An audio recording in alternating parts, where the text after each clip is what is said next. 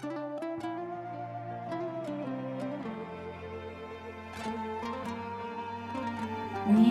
1992 жылы 4 маусымда дүниеге келдім. Дәл осы күні төрткүл дүниеге кеңінен танылған рәміздер күні де ресми бекітілген болатын. Айбынымызды асырған мемлекеттік рәміздерді құрметпен ұлықтау әр азаматтың парызы деп білем. Анашымыз қай елде тұрамыз? Балам, біз Қазақстан мемлекетінде тұрамыз. Қазақстан өте кең, байтақ мемлекет. Біздің еліміздің рәміздері де бар. Рәміздер дегеніміз не? Рәміздер дегеніміз ту, елтаңба, әні бар.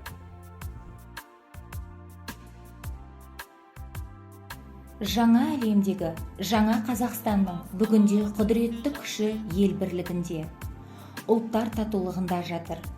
Мен ана ретінде осы бейбіт заманымыздың мәңгіге сақталғанын қалаймын. Баласының жүзінен күлкі мен шаттық көру әрбір адамның арманы. Уақыт тоқтамайды. Ол жылжыған сайын біз егделеніп, ұрпағымыз есейе береді.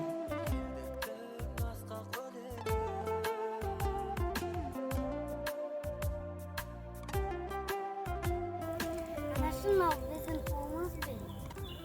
Иә, бұл өзіміздің мемлекетіміздің жұт желбіреген туы. Бұл тудың көк түсті болуының себебі бұл адалдық пен тазалықтың белгісі. Ал мына ортада қалықтаған күн мен қыран бүркітіміз бұл әрқашанда күніміз жарқын болсын деп, ал қыран бүркіт бұл дархандық пен адалдықтың белгісі. Біздің көк туымыз әрқашанда биікке самғайды.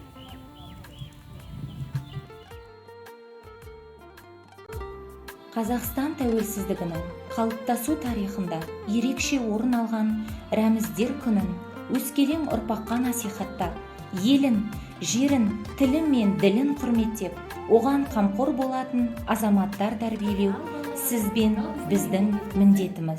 Әнұраны. Ал қызым, әнұраны бірге орындаймыз ба? Алтын күн аспаны, алтынды даласы, еліме қарашы, ежелден ертеген даңқымыз шықты ғой, намысын бермеген қазағым мықты ғой. Менің елім, гүлім болып егілемін, жырым болып төгілемін елім, туған жерім менің Қазақстаным. Рәміздер күні құтты болсын.